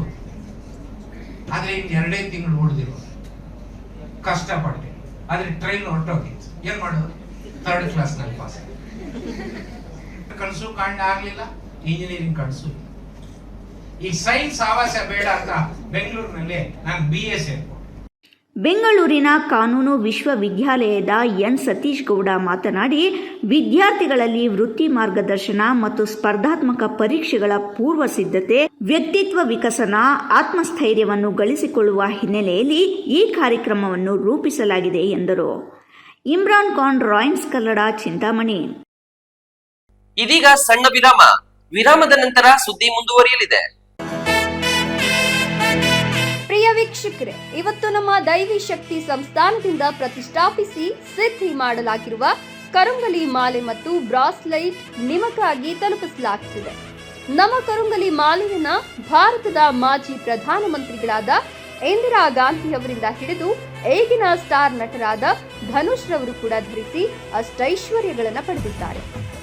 8mm ಸರ್ಟಿಫೈಡ್ ಕರುಂಗಲಿ ಮಾಲೆಯನ್ನ ಎಬೋನಿ ಮರದ ತುಂಡುಗಳಿಂದ ಡಾರ್ಕ್ ಬ್ರೌನ್ ಬಣ್ಣದಿಂದ ಚೆಕ್ ಮಾಡಬಹುದು. ದಿವ್ಯ ಶಕ್ತಿ ಕರುಂಗಲಿ ಮಾಲೆಯನ್ನ ಧರಿಸೋದ್ರಿಂದ ಅಥವಾ ಮನೆ ಮತ್ತು ಅಂಗಡಿಗಳಲ್ಲಿ ಪ್ರತಿಷ್ಠಾಪಿಸೋದ್ರಿಂದ ಸಾಲಬಾಧೆ, ಕಾಲಸರ್ಪ, ದೃಷ್ಟಿದೋಷ, ಮಕ್ಕಳ ವಿದ್ಯಾಭ್ಯಾಸ, ಅನಾರೋಗ್ಯ, ಮನೆಯಲ್ಲಿ ಅಶಾಂತಿ ಮುಂತಾದ ಸಾಕಷ್ಟು ಸಮಸ್ಯೆಗಳಿಂದ ಮುಕ್ತಿ ಮಾಡಿ ನೆಗೆಟಿವ್ ಎನರ್ಜಿಯನ್ನ ದೂರ ಮಾಡಿ ಮೆದುಳಿನ ನರತಂತುಗಳ ಮೇಲೆ ಪ್ರಭಾವ ಬೀರಿ ಅಗೋಚರ ಪ್ರಯೋಜನಗಳನ್ನು ಪಡೆಯಿರಿ. ಟಿವಿ ಸ್ಕ್ರೀನ್ ಮೇಲೆ ಕಾಣುವ ನಂಬರ್ಗೆ ಈಗಲೇ ಆರ್ಡರ್ ಮಾಡಿ. ವಿರಾಮದ ನಂತರ ರಾಯಲ್ಸ್ ಕನ್ನಡ ಪ್ರೈಮ್ ನ್ಯೂಸ್ಗೆ ಮತ್ತೊಮ್ಮೆ ಸ್ವಾಗತ. ಚಿಂತಾಮಣಿ ತಾಲೂಕಿನಲ್ಲಿ ಭೂಮಿಯ ಬೆಲೆ ಗಗನಕ್ಕೇರುತ್ತಿದ್ದಂತೆ ಭೂಗಳ್ಳರ ಕಾಟ ಜಾಸ್ತಿಯಾಗಿದೆ. ಇದಕ್ಕೆ ಉದಾಹರಣೆ ಎಂಬಂತೆ ಬುಂಗಾನಹಳ್ಳಿ ಹೋಬಳಿಯ ಗೊಲ್ಲಹಳ್ಳಿ ಗ್ರಾಮದ ಸರ್ವೆ ನಂಬರ್ 2ರಲ್ಲಿ 5 ಎಕರೆ 10 ಗುಂಟೆ ಜಮೀನು ಕಬಳಿಸುವ ಯತ್ನ ನಡೆಯುತ್ತಿದೆ. ಗುರುವನ್ ಗೋವಿ ಅಂತಿರುತ್ತೆ. ಇಲ್ಲಿ ವೆಂಕಟರಾಮಣ್ಣ ಎಷ್ಟು 75-76ರಲ್ಲಿ ಸೇರ್ಪಡೆ ಮಾಡ್ಕೊಂತಾರೆ. ವೆಂಕಟರಾಮಣ್ಣ ಅಂತ ಮೇಲೆ ತಂದ್ಕೊಂಡು. ಚಿಂತಾಮಣಿ ತಾಲೂಕಿನ ಭೂಮಿಯ ಬೆಲೆ ಗಗನಕ್ಕೇರುತ್ತಿದ್ದಂತೆ ಭೂಮಿಗಳ್ಳರ ಕಾಟ ಜಾಸ್ತಿಯಾಗಿದೆ. ಇದಕ್ಕೆ ಉದಾಹರಣೆ ಎಂಬಂತೆ ಮುಂಗಾನಹಳ್ಳಿ ಹೋಬಳಿಯ ಗೊಳ್ಳಹಳ್ಳಿ ಗ್ರಾಮದ ಸರ್ವೆ ನಂಬರ್ 2ರಲ್ಲಿ 5 ಎಕರೆ 10 ಗುಂಟೆ ಜಮೀನು ಕಬಳಿಸುವ ಯತ್ನ ನಡೆಯುತ್ತಿದೆ. ಮೂಲತಃ ನಾರಾಯಣಪ್ಪ, ಹೀರನಬೋಯಿ, ವೆಂಕಟಸ್ವಾಮಿ, ವೆಂಕಟರಾಯಪ್ಪ, ಗುರುವನಬೋವಿ ಎಂಬುವರ ಹೆಸರಿನಲ್ಲಿ ಹಿಡುವಳಿ ಜಮೀನು ಇದೆ. ಆದರೆ ಅಕ್ರಮವಾಗಿ ಚಿಕ್ಕಬೈರಾರೆಡ್ಡಿ, ವೆಂಕಟರೆಡ್ಡಿ ಎಂಬುವರು ಅಕ್ರಮವಾಗಿ ಖಾತೆ ಮಾಡಿಸಿಕೊಂಡಿರುವುದು ತಿಳಿದು ಬಂದಿದೆ. ಈ ವಿಷಯ ತಿಳಿದ ದಲಿತ ಕುಟುಂಬಗಳು ಹಾಗೂ ಜಮೀನು ಮಾಲೀಕರು ತಾಲೂಕು ಕಚೇರಿ ಮುಂದೆ ಧರಣಿ ನಡೆಸಿ ಭೂಮಿಗಳ್ಳರ ವಿರುದ್ಧ ಆಕ್ರೋಶ ವ್ಯಕ್ತಪಡಿಸಿದ್ದು, ಯಾವುದೇ ನೋಂದಣಿ ಇಲ್ಲದೆ ಅಕ್ರಮವಾಗಿ ಜಮೀನು ಪರಬಾರೆ ಮಾಡಿಸಿಕೊಂಡವರ ವಿರುದ್ಧ ಕಾನೂನು ಕೈಗೊಳ್ಳುವಂತೆ ಮನವಿ ಸಲ್ಲಿಸಿದರು. ವಾಳಹಳ್ಳಿ ಗ್ರಾಮ ಸರ್ವೆ ನಂಬರ್ 2 ಈ ಜಾಗದಲ್ಲಿ ಗೋವಿ ಸಮುದಾಯದವ್ರಿಗೆ ಜಮೀನು ಇರ್ತಿತ್ತು, ಹಿಡುವಳಿ ಲ್ಯಾಂಡು. ಈ ಲ್ಯಾಂಡ್ನ ಒಂದಷ್ಟು ಜನ ಮೇಲ್ವರ್ಗದವರು, ಅಂದರೆ ಈಗ ಪ್ರೆಸೆಂಟ್ ಮಾಡಿ ನಾನು ನಿಮಗೆ ತೋರಿಸ್ತೀನಿ. ಇಲ್ಲಿದೆ ಗೊಳ್ಳಹಳ್ಳಿ ಗ್ರಾಮ. ಇದು 5 ಎಕರೆ 10 ಗುಂಟೆ ಹಿಡುವಳಿ ಲ್ಯಾಂಡು. ಈ ಜಾಗನ ಚಿಕ್ಕಬೈರಾರೆಡ್ಡಿ, ವೆಂಕಟರೆಡ್ಡಿ, ನಾರಾಯಣಪ್ಪ ಇವರು ಮಾಡ್ಕೊಳ್ತಾರೆ. ಇವರೆಲ್ಲ ಜಂಟಿ ಇದ್ದಾರೆ. ಇಲ್ಲಿ ಚಿಕ್ಕಬೈರಾರೆಡ್ಡಿ ಮತ್ತು ವೆಂಕಟರೆಡ್ಡಿ ಅಂತ ಹೇಳ್ಬಿಟ್ಟು ಆ್ಯಡ್ ಆಗ್ತೈತೆ ಹೆಸರು ಪಾಣಿಯಲ್ಲಿ. ಈ ಹೆಸರು ಹೆಂಗೆ ಆ್ಯಡ್ ಆಗ್ತೈತೆ ಅನ್ನೋದಕ್ಕೆ ಯಾವುದೇ ದಾಖಲೆಗಳಿಲ್ಲ. ಆಮೇಲೆ ಇವರು ಮಾರಿರೋದಕ್ಕೆ ಸಂಬಂಧಪಟ್ಟಂಗೆ ಯಾವುದೇ ದಾಖಲೆಗಳಿಲ್ಲ. ಹಳೆ ಪಾಣಿಗಳಿಂದ ಹಿಡ್ಕೊಂಡು ಇವತ್ತಿನ ತನಕ ಎಲ್ಲ 5 ಎಕರೆ 10 ಗುಂಟೆ ಜಮೀನು ಕೂಡ ನಾರಾಯಣಪ್ಪ, ಈರನ್ ಬೋವಿ, ವೆಂಕಟಸ್ವಾಮಿ, ವೆಂಕಟರಾಯಪ್ಪ ಇವ್ರ ಹೆಸರುಗಳೆಲ್ಲ ಇರ್ತೈತಿ. ಇಲ್ಲೇನು ಮಾಡ್ತಾರೆ ಅಂದರೆ ಬಡವ್ರ ಜಮೀನು ಯಾವ ಥರ ಕಬಳಿಸ್ತಾರೆ, ಕೆಲವರು ವ್ಯಕ್ತಿಗಳು ಯಾವ ಥರ ಅನ್ನೋದಕ್ಕೆ ನಾನು ಎಕ್ಸಾಂಪಲ್ ಸಮೇತ ನಿಮಗೆ ಕೊಟ್ಟು ತೋರಿಸ್ತಾ ಇದ್ದೀನಿ. ಇವ್ರೇನು ಮಾಡ್ತಾರೆ, 2ನೇ ಪಾಣಿಯಲ್ಲಿ ಸೇರಿಸ್ತಾರೆ ನೋಡಿ. ಇಲ್ಲಿ ವೆಂಕಟರಾಮಣ್ಣ ಅಂತ ಸೇರಿಸ್ತಾರೆ.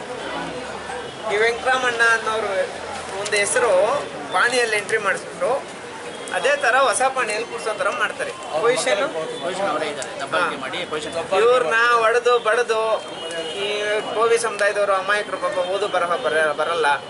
ಒಂದಷ್ಟು ಅಧಿಕಾರಿಗಳನ್ನ ಆ ಕಾಲದಲ್ಲಿ ಒಂದಷ್ಟು ಅಧಿಕಾರಿಗಳನ್ನ ಪೊಲೀಸ್ ಅವ್ರನ್ನೆಲ್ಲರನ್ನೂ ಇನ್ಕ್ಲೂಡ್ ಮಾಡಿಕೊಂಡು ಕರ್ಕೊಂಡೋಗಿ ಪೊಸಿಷನ್ ಕಿತ್ಕೊಂಡು ಈಗಲೂ ಪ್ರೆಸೆಂಟ್ ಪಾಣಿಯಲ್ಲಿ ನಮ್ಮ ಹೆಸರುಗಳು ಬರ್ತಿತ್ತು.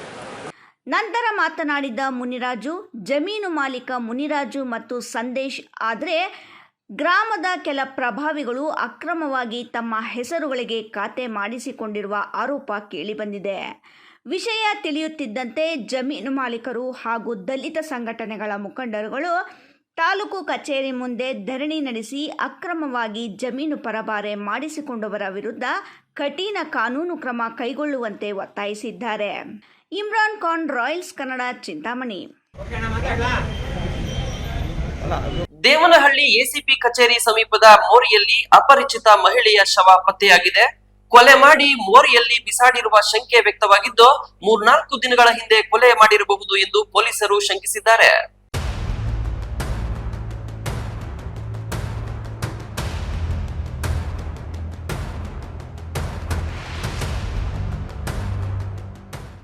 ದೇವನಹಳ್ಳಿ ಎಸಿಪಿ ಕಚೇರಿ ಸಮೀಪದ ಮೋರಿಯಲ್ಲಿ ಅಪರಿಚಿತ ಮಹಿಳೆಯ ಶವ ಪತ್ತೆಯಾಗಿದೆ. ಕೊಲೆ ಮಾಡಿ ಮೋರಿಯಲ್ಲಿ ಬಿಸಾಡಿರುವ ಶಂಕೆ ವ್ಯಕ್ತವಾಗಿದ್ದು 3-4 ದಿನಗಳ ಹಿಂದೆ ಕೊಲೆ ಮಾಡಿರಬಹುದು ಎಂದು ಪೊಲೀಸರು ಶಂಕಿಸಿದ್ದಾರೆ. ಕೊಲೆಯಾದ ಮಹಿಳೆಯ ಗುರುತು ಪತ್ತೆಯಾಗಿಲ್ಲ. ಸ್ಥಳಕ್ಕೆ ಭೇಟಿ ನೀಡಿದ ದೇವನಹಳ್ಳಿ ಎಸಿಪಿ ಹರ್ಷರವರು ಪರಿಶೀಲನೆ ನಡೆಸಿದ್ದು, ಕೊಲೆ ಮಾಡಿ ಬೆಡ್ಶೀಟ್ನಲ್ಲಿ ಸುತ್ತಿ ಸುಟ್ಟ ಗಾಯಗಳಿರುವ ಶವ ಮೋರಿಯಲ್ಲಿ ಎಸೆದಿರುವ ಅನುಮಾನ ಇದೆ. ದೇವನಹಳ್ಳಿ ಪೊಲೀಸ್ ಠಾಣಾ ವ್ಯಾಪ್ತಿಯಲ್ಲಿ ಘಟನೆ ನಡೆದಿದೆ.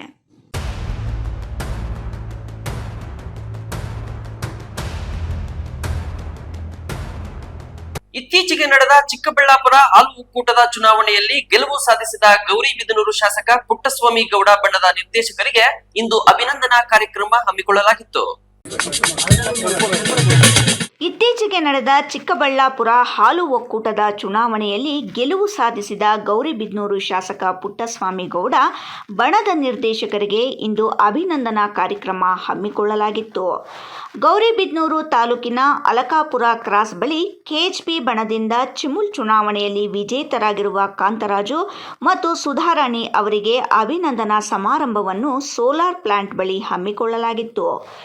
ಕೆಎಚ್ಪಿ ಬಣದ ಮುಖಂಡರಿಂದ ಹಮ್ಮಿಕೊಂಡಿದ್ದ ಕಾರ್ಯಕ್ರಮದಲ್ಲಿ ವಾಲ್ಮೀಕಿ ಸಮುದಾಯದ ಮುಖಂಡ ಆರ್ ಅಶೋಕ್ ಮಾತನಾಡಿ 8 ಸಹಕಾರ ಸಂಘಗಳಿಗೆ ಚುನಾವಣೆ ನಡೆದಿದ್ದು ಅದರಲ್ಲಿ ಕೆಎಚ್ಪಿ ಬಣ ಹೆಚ್ಚಿನ ಸ್ಥಾನಗಳಲ್ಲಿ ಗೆಲುವು ಸಾಧಿಸಿದೆ. ಸರ್ವರಿಗೂ ಸಮಪಾಲು, ಸರ್ವರಿಗೂ ಸಮಬಾಳು ಎಂಬಂತೆ ಕೆಲಸ ಮಾಡುತ್ತಿದ್ದಾರೆ. ಎಲ್ಲ ವರ್ಗದ ಜನರಿಗೆ ಅಧಿಕಾರ ಕೊಡಿಸುವಲ್ಲಿ ಶಾಸಕ ಪುಟ್ಟಸ್ವಾಮಿ ಗೌಡ ಮುಂದಾಗಿದ್ದಾರೆ ಎಂದರು. ಇದನ್ನ ನಾನು ಹಿಂದೆ ಒಂದು ವೇದಿಕೆಯಲ್ಲಿ ಹೇಳಿದ್ದೆ, ಪುಟ್ಟಸ್ವಾಮಿ ಗೌಡರು ಯಾವುದೇ ಟೀಕೆ ಟಿಪ್ಪಣಿಗಳಿಗೆ ತಲೆ ಕೆಡಿಸ್ಕೊಳಲ್ಲ ಅಂತ. ಅದನ್ನ ಅವ್ರ ಬಾಯಿಂದಾನೇ ಹೇಳಿದ್ರು. ನಾನು ಯಾವುದೇ ಟೀಕೆ ಟಿಪ್ಪಣಿಗಳಿಗೆ ನಾನು ತಲೆ ಕೆಡಿಸ್ಕೊಳೋದಿಲ್ಲ. ನಾನು ತಲೆ ಕೆಡಿಸ್ಕೊಳೋದು ಮತ್ತೆ ಅವ್ರ ತಲೆ ಕೆಡಿಸೋದು ಯಾವಾಗ ಅಂತ ಹೇಳಿದ್ರೆ ಅಭಿವೃದ್ಧಿ ಕಾರ್ಯಗಳನ್ನ ಮಾಡಿ ಹಾಗೂ ನನ್ನ ಜೊತೆಯಲ್ಲಿ ಇರತಕ್ಕಂಥವ್ರಿಗೆ ಎಲ್ಲರಿಗೂ ಅಧಿಕಾರವನ್ನು ಕೊಡಿಸೋದರ ಮುಖಾಂತರ ವಿರೋಧಿಗಳ ನಿದ್ದೆಯನ್ನ ಕೆಡಿಸ್ತೀನಿ ಅಂತ ಹೇಳಿದ್ರು. ನಿಜವಾಗ್ಲೂ ಇದು ಸತ್ಯವಾದ ಮಾತು. ನಮ್ಮಲ್ಲಿ ಅಷ್ಟೇ, ನಮ್ಮಲ್ಲಿ ಬಹಳಷ್ಟು ಜನಕ್ಕೆ ಈ ಅಭಿಪ್ರಾಯ ಮೂಡಿದೆ. ಪುಟ್ಟಸ್ವಾಮಿ ಗೌಡರು ಹೇಳದಂತೆ ಇವತ್ತಿನ ದಿವಸ ತಮ್ಮ ಮಾತನ್ನ ಉಳಿಸ್ಕೊಂತಾ ಇದ್ದಾರೆ. ಇಡೀ ತಾಲೂಕಿನ ಅಭಿವೃದ್ಧಿಗೆ ಕೆಲಸವನ್ನು ಮಾಡ್ತಾ ಇದ್ದಾರೆ ಅಂತ ಹೇಳಿ ಎಲ್ಲ ಜನರಲ್ಲಿ ಒಂದು ಅಭಿಪ್ರಾಯ ಬಂದಿದೆ. ಅಭಿನಂದನೆ ಸ್ವೀಕರಿಸಿ ಮಾತನಾಡಿದ ಚಿಮುಲ್ ನೂತನ ನಿರ್ದೇಶಕ ಕಾಂತರಾಜ್, ಯಾವುದೇ ಪಕ್ಷದ ಇಲ್ಲದೆ ಕೆಎಚ್ಪಿ ಬೆಂಬಲಿಗನಾಗಿ ಜಯಶೀಲನಾಗಿದ್ದೇನೆ. ಮತ ನೀಡಿದ ಎಲ್ಲರಿಗೂ ಅಭಿನಂದನೆ ಸಲ್ಲಿಸುವುದಾಗಿ ಹೇಳಿದರು. ಗೌರಿಬಿದನೂರು ಭಾಗದಿಂದ ವೆಂಕಟರೆಡ್ಡಿ ಒಂದು ಮತದಲ್ಲಿ ಸೋತಿರುವುದು ಖೇದಕರ. ಕೇಶವರೆಡ್ಡಿ, ಶಿವಶಂಕರ್ ರೆಡ್ಡಿ ಸೇರಿದಂತೆ ಇತರ ಕಾಂಗ್ರೆಸ್ ಮುಖಂಡರು ದ್ರೋಹ ಮಾಡುವ ಕೆಲಸ ಮಾಡಿದ್ದಾರೆ ಎಂದು ಆರೋಪಿಸಿದರು. 25 ವರ್ಷ ಕಾಂಗ್ರೆಸ್ ಪರ ಕೆಲಸ ಮಾಡಿದ್ದೇನೆ. ನನ್ನ ಬಗ್ಗೆ ವಿರೋಧಿಗಳು ಟೀಕೆ ಟಿಪ್ಪಣಿ ಬರೆದಿದ್ದಾರೆ ಎಂದರು. ಅವರು ದುಡ್ಡು ಖರ್ಚು ಮಾಡಿದಾಗ ಎಣ್ಣೆ ಇದಿಲ್ವಾ? ನಿನ್ನ ಬೇಡ ಅಂದಮೇಲೆ ನೀನು ಬಿಟ್ಟು ಹೊರಟೋದ್ಮೇಲೆ ನೀನು ಅವ್ರು ಬೇರೆಯವ್ರ ಬಗ್ಗೆ ಯಾರು ಮಾತಾಡಬಾರ್ದು. ಸಿದ್ದರಾಮಯ್ಯನವರು ಜನತಾ ದಳದಲ್ಲಿದ್ದರು, ಕಾಂಗ್ರೆಸ್ಗೆ ಬಂದರು, ಮುಖ್ಯಮಂತ್ರಿ ಆದರು. ಯಾರಿಗಿಷ್ಟ ಇಲ್ವೋ ಅವ್ರು ಬಿಟ್ಟು ಹೋಗ್ತಾರೆ. ಬೈಂಡಿಂಗ್ ಏನಿಲ್ಲ. ನಿಮ್ಮ ಜೊತೆಯಲ್ಲಿ ಯಾಕೆ ಇವತ್ತು ನಿನ್ನ ಜೊತೆ ಕೆಲವರು ಹಂಗೆ ನಿಂತಿದ್ದಾರೆ ಅಂದರೆ ನೀವು ಅವ್ರಿಗೆ ಏನು ಬೇಕೋ ಎಲ್ಲ ಅನುಕೂಲಗಳು ಮಾಡಿಕೊಟ್ಟಿದ್ದೀರ. ಕೇಶವರೆಡ್ಡಿ ನನ್ನ ಬಗ್ಗೆ ಮಾತನಾಡ್ತಾರೆ. 20 ವರ್ಷದಿಂದ ಏನಿದ್ದ ಇವನು ಇವತ್ತಿನ ದಿವಸ ಬೇಕಾದಷ್ಟು ಸಂಪಾದನೆ ಮಾಡಿದ್ದಾರೆ ಅಂತಾರೆ. ಕೇಶವರೆಡ್ಡಿ ಏನು ಮಾಡಿದ್ದಾನೆ ಅಂತ ನನ್ಗೆ ಹೇಳ್ಬೇಕಾಗುತ್ತೆ. ನೀವು ಇಲ್ಲಿ ಇರ್ತಕ್ಕಂಥ ಕೆಲವ್ರಿಗೆ ಗೊತ್ತಿಲ್ಲ. ಕೇಶವರೆಡ್ಡಿ ಹೋಗ್ತಾ ಯಾರಿಗೂ ಗೊತ್ತಿಲ್ಲ. ಬಸ್ ಸ್ಟ್ಯಾಂಡಲ್ಲಿ ನಿಂತ್ಕೊಂಡು ಹಿಂದೂಪುರ ಬೆಂಗಳೂರು ಅಂತ ಕೂಗ್ತಿದ್ದವನು ಇವನು ಕೇಶವರೆಡ್ಡಿ. ಅವನಿಗೆ ಈ ಅವಕಾಶ ಅಂತಂದರೆ ನೀವೆಲ್ಲ ಅಂಥವ್ರಿಗೆ ಅವಕಾಶ ಕೊಟ್ಟಿದ್ದೀರಾ, ನೀವು ಅವ್ರ ಜೊತೆಯಲ್ಲಿ ಬಿದ್ದಿದ್ದೀರಾ. ನಮಗೇನು ಅಂಥ ಕರ್ಮ, ನೀವೇನು ನಮಗೇನು ಮಾಡಿಲ್ಲ. ನಾನು ಒಂದೇ ಮಾಡಿರೋದು ಅಂತಂದಾಗ, ನಾನು ಚುನಾವಣೆಯಲ್ಲಿ ಫಸ್ಟ್ ಟೈಮ್ ಮೊದಲನೇ ಸರ್ತಿ ನಾನು ಒಕ್ಕೂಟಕ್ಕೆ ಚುನಾವಣೆಯಲ್ಲಿ ಗೆಲ್ಲಿದಾಗ ರಮೇಶ್ ಅವ್ರು ಕೊಡ್ತಿದ್ದ ಸೀಟು ನಂಗೆ ಕೊಟ್ಟರು. ಯಾಕೆ ಅಂದರೆ ರಮೇಶ್ ಅವರು BJPಗೆ ಹೋದರು. ಆ ಸೀಟು ನನಗೆ ಕೊಟ್ಟರೆ ನಾನು ಎಲೆಕ್ಷನಲ್ಲಿ ಗೆದ್ದೆ. ಕಾರಣ ನಮ್ಮ ಗುಡಿಯಪ್ಪನವ್ರು ಆಗ್ಬೋದು, ಮುನ್ನೆಂಟಪ್ಪನವ್ರು ಆಗ್ಬೋದು, ಭಾಳ ಹಿರಿಯರೆಲ್ಲ ಅವತ್ತಿನ ದಿವಸ ಚುನಾವಣೆಯಲ್ಲಿ ಸೋತರು. ಗೌರಿಬಿದನೂರು ಶಾಸಕ ಪುಟ್ಟಸ್ವಾಮಿ ಗೌಡ ಮಾತನಾಡಿ, ಗೌರಿಬಿದನೂರು ಕ್ಷೇತ್ರದಲ್ಲಿ ನನ್ನ ಪರ ಅಪಪ್ರಚಾರಗಳು ಮಾಡುತ್ತಿದ್ದಾರೆ. ಕೆಲ ಮುಖಂಡರುಗಳು ನನ್ನ ವಿರುದ್ಧ ಎತ್ತಿ ಕಟ್ಟುವ ಕೆಲಸ ಮಾಡುತ್ತಿದ್ದಾರೆ. ತಾಲೂಕು ಮಟ್ಟದಲ್ಲಿ ನಡೆಯುವ ಚುನಾವಣೆಗಳಿಗೆ ಅಡ್ಡಿಪಡಿಸುವ ಕೆಲಸ ಮಾಡುತ್ತಿದ್ದಾರೆ. ಯಾವುದೇ ಅಹಿತಕರ ಘಟನೆಗಳು ನಡೆದರೆ ನನ್ನ ಮೇಲೆ ಅಪವಾದ ಮಾಡುವ ಕೆಲಸ ಮುಖಂಡರು ಮಾಡುತ್ತಿದ್ದಾರೆ ಎಂದು ಆರೋಪಿಸಿದರು. ಇದೇ ಥರ ಮಾಡೋಕ್ಕೆ ಶುರುವಾಗಿದ್ದಾರೆ. ಈಗ ಹಾಲು ಒಕ್ಕೂಟದಲ್ಲಿ ಒಂದು ಎಲೆಕ್ಷನ್ ಆಯ್ತಪ್ಪ, ಇದ್ರದ್ದು ಉತ್ತರ ರಾಯರಾಕ್ರಳ್ಳಿ. ಏನು ಪೊಲೀಸ್ಗಳು MLA ಎಲೆಕ್ಷನ್ಗೂ ಅಷ್ಟು ಪೊಲೀಸ್ ಬರೋಲ್ಲ, ಅಷ್ಟು ಪೊಲೀಸ್ ಬರೋಂಗೆ ಮಾಡಿದ್ರು. ಯಾಕೆಂದ್ರೆ ಗಲಾಟೆ ಅಲ್ಲೆಲ್ಲ ಎತ್ತಿ ಕಟ್ಟಿ, ಅಲ್ಲೂ ಗಲಾಟೆ. ನಾವು ಹೋಗಿ ಎಲ್ಲ ಏನಿಲ್ಲ, ಅಲ್ಲೇ ಊರಿನವರು ಒಂದು ಎಲೆಕ್ಷನ್ ಮಾಡೋಕ್ಕೆ ಎತ್ತಿ ಕಟ್ಟಿಬಿಟ್ಟು ಗಲಾಟೆ ಮಾಡಿಸಿದ್ರು. ಇನ್ನೊಂದು ಯಾವುದೋ ಒಂದು ಅಂಗನವಾಡಿ ಶಾಲೆ ಕಟ್ಟೋದು ಬಚ್ಚರಹಳ್ಳಿ, ಅಲ್ಲೂ ಹಿಂಗೆ ಮಾಡಿದ್ದಾರೆ. ಆ ಬಚ್ಚರಹಳ್ಳಿ ಹಿಂಗೆ ಮಾಡಿ ಊರಿಗೆ ಬೇಕಾದ ಅಂಗನವಾಡಿ ಕಟ್ಟಡ ಕಟ್ಟೋಕ್ಕೆ ಅಲ್ಲೂ ಹೋಗಿ ಯಾರಿಗೋ ಒಬ್ರಿಗೆ ಹೇಳಿ ಒಂದು ಶೆಡ್ ಹಾಕ್ಸೋದು. ಈ ಥರ ಮಾಡಿದರೆ, ಈ ಥರ ನಾವು ರಾಜಕಾರಣ ಮಾಡೋಕ್ಕೆ ಅದನ್ನು ಮಾಡೋದು ಏನು ತೆಗೆದ್ರೆ ಸಾಕು, ಕೆಟ್ಟ ಹೆಸರು ನನ್ನ ಮೇಲೆ ತರೋದು, ನಮ್ಮ ಸುಮ್ಮನೆ ಇರೋರ ಮೇಲೆ. ಈ ಥರ ಒಂದು ರಾಜಕೀಯ ಮಾಡೋಕ್ಕೆ ಹೊರಟಿದ್ದಾರೆ. ಅದನ್ನು ನೀವೆಲ್ಲ ಜನಕ್ಕೆ ತಿಳುವಳಿಕೆ ಹೇಳಬೇಕು. ಇಲ್ಲ ಇವರು ಇನ್ನು 2 ವರ್ಷ ಇರೋದ್ರಿಂದ ಇವ್ರು ಇನ್ನೇ ನನ್ನ ಮೇಲೆ ಅಪಪ್ರಚಾರ ಸ್ಟಾರ್ಟ್ ಮಾಡ್ತಾರೆ.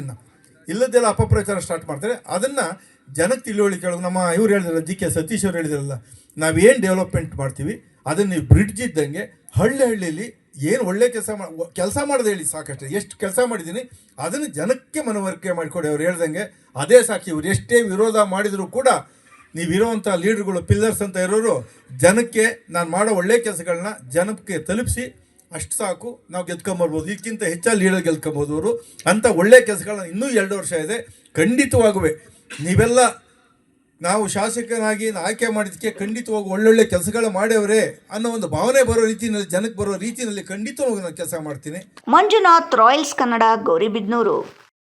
ಕಳೆದ 3 ವರ್ಷದಿಂದ ರಾಜ್ಯ ಸರ್ಕಾರದ ವಿವಿಧ ಇಲಾಖೆಗಳ ಕಾಮಗಾರಿಗಳು ನಡೆಸಿರುವ ಗುತ್ತಿಗೆದಾರರಿಗೆ 37,000 ಕೋಟಿ ರೂಪಾಯಿಯನ್ನು ರಾಜ್ಯ ಸರ್ಕಾರ ಬಾಕಿ ಉಳಿಸಿಕೊಂಡಿದ್ದು, ಕೂಡಲೇ ಹಣ ಬಿಡುಗಡೆ ಒತ್ತಾಯಿಸಿ ಮಾರ್ಚ್ 6ರಂದು ಬೆಂಗಳೂರಿನ ಫ್ರೀಡಂ ಪಾರ್ಕ್ ನಲ್ಲಿ ಪ್ರತಿಭಟನೆ ನಡೆಸಲಾಗುವುದು ಎಂದು ರಾಜ್ಯ ಗುತ್ತಿಗೆದಾರರ ಸಂಘದ ಅಧ್ಯಕ್ಷ R ಮಂಜುನಾಥ್ ಹೇಳಿದರು.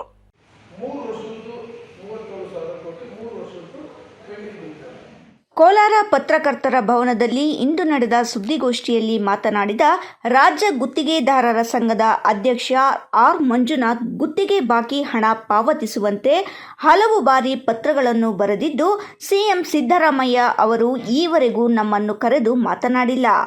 ರಾಜ್ಯಾದ್ಯಂತ ಎಲ್ಲ ಜಿಲ್ಲೆಗಳ ಪ್ರವಾಸ ಮಾಡಿ ಸರ್ಕಾರಕ್ಕೆ ಎಚ್ಚರಿಕೆ ನೀಡಲಾಗಿದ್ದು, PWD ಇಲಾಖೆ, ವಸತಿ, ವಕ್ಫ್, ಲೇಬರ್ ಡಿಪಾರ್ಟ್ಮೆಂಟ್, BBMP ಸೇರಿ ಹಲವು ಇಲಾಖೆಗಳಲ್ಲಿ ಹಣ ಬಾಕಿ ಇದೆ ಎಂದರು. ಸೀನಿಯಾರಿಟಿ ಪ್ರಕಾರ ಬಾಕಿ ಹಣ ಪಾವತಿ ಮಾಡಬೇಕೆಂಬ ನಿಯಮ ಇದೆ. ಆದರೆ ಸಿಎಂ ಸಿದ್ದರಾಮಯ್ಯ ಅವರ ಸರ್ಕಾರ ಈ ನಿಯಮ ಪಾಲಿಸುತ್ತಿಲ್ಲ. ಹೊರ ರಾಜ್ಯದವರಿಗೆ ಅನುಕೂಲವಾಗುವಂತೆ ಪ್ಯಾಕೇಜ್ಗಳನ್ನು ಮಾಡುತ್ತಿದ್ದಾರೆ. ಇದನ್ನು ಖಂಡಿಸಿ ಮಾರ್ಚ್ 6ರಂದು ಸುಮಾರು 20,000 ಜನ ಸೇರಿ ಪ್ರತಿಭಟನೆ ಮಾಡುತ್ತೇವೆ. ಮಾರ್ಚ್ 6ರಂದು ಯಾವುದೇ ಕೆಲಸ ಮಾಡದೆ ರಾಜ್ಯದ ಎಲ್ಲ ಜಿಲ್ಲೆಗಳಿಂದಲೂ ಗುತ್ತಿಗೆದಾರರು ಪ್ರತಿಭಟನೆಯಲ್ಲಿ ಭಾಗಿಯಾಗಲಿದ್ದಾರೆ ಎಂದರು. ಬೆಂಗಳೂರಿನ ಫ್ರೀಡಂ ಪಾರ್ಕ್ನಲ್ಲಿ ಬೃಹತ್ ಮಟ್ಟದ ಪ್ರತಿಭಟನೆ ಮಾಡಲಿದ್ದು, ಬಾಕಿ ಹಣ ಕೇಳಿದರೆ ಹಿಂದಿನ ಸರ್ಕಾರದ್ದು ಅಂತ ಸಿಎಂ ಸಿದ್ದರಾಮಯ್ಯ ಅವರು ಹೇಳ್ತಾರೆ. ಬಾಕಿ ಹಣ ಪಾವತಿಸದ ಕಾರಣ ಸಮಸ್ಯೆಗಳಾಗುತ್ತಿದೆ. ಎಲ್ಲರಿಗೂ ಕೊಟ್ಟಂತೆ ನಮಗೂ ಭಾಗ್ಯಗಳನ್ನು ಸಿದ್ದರಾಮಯ್ಯ ಕೊಡಲಿ. ರಾಜ್ಯ ಕೇಂದ್ರ ಸರ್ಕಾರದಿಂದಲೂ ಬಾಕಿ ಹಣ ಬರಬೇಕಿದೆ. ನಾವು ಕರ್ನಾಟಕ ಸರ್ಕಾರದಲ್ಲಿ ಟೆಂಡರ್ ಕರೆದು ಕೆಲಸ ಮಾಡಿದ್ದೇವೆ. ಹಾಗಾಗಿ ಕರ್ನಾಟಕ ಸರ್ಕಾರವೇ ಬಾಕಿ ಹಣ ಕೊಡಬೇಕಿದೆ. ಕೋಲಾರ ಜಿಲ್ಲೆಯಲ್ಲಿ 622 ಕೋಟಿ ರೂಪಾಯಿ ಬಾಕಿ ಇದೆ. ಪ್ಯಾಕೇಜ್ ಪದ್ಧತಿ ಬೇಡ ಎಂದು ನಾವು ಮೊದಲಿನಿಂದಲೂ ಒತ್ತಾಯ ಮಾಡುತ್ತಿದ್ದೇವೆ. ರಾಜಕೀಯ ಬೇಳೆ ಬೇಯಿಸಿಕೊಳ್ಳಲು 80% ಕಮಿಷನ್ ಅಂತ ವಿರೋಧ ಪಕ್ಷದವರು ಹೇಳಿದ್ದಾರೆ ಎಂದು ಆರ್ ಮಂಜುನಾಥ್ ಆರೋಪಿಸಿದರು. 3 ವರ್ಷದ್ದು 37,000 ಕೋಟಿ 3 ವರ್ಷದ್ದು ಪೆಂಡಿಂಗ್ ಇದೆ. ಸರ್ಕಾರ ಇವತ್ತು ನಾಳೆ ನಾಡಿದ್ದು ಈ ಯಾವುದು ಏಪ್ರಿಲ್ ಡಿಸೆಂಬರ್ ಅಂತಲೇ ಬರ್ತಾ ಇದೆ. ನಮ್ಮ ಮಾನ್ಯ ಮುಖ್ಯಮಂತ್ರಿಗಳು ಮುತ್ಸದ್ದಿಯವರಿದ್ದಾರೆ.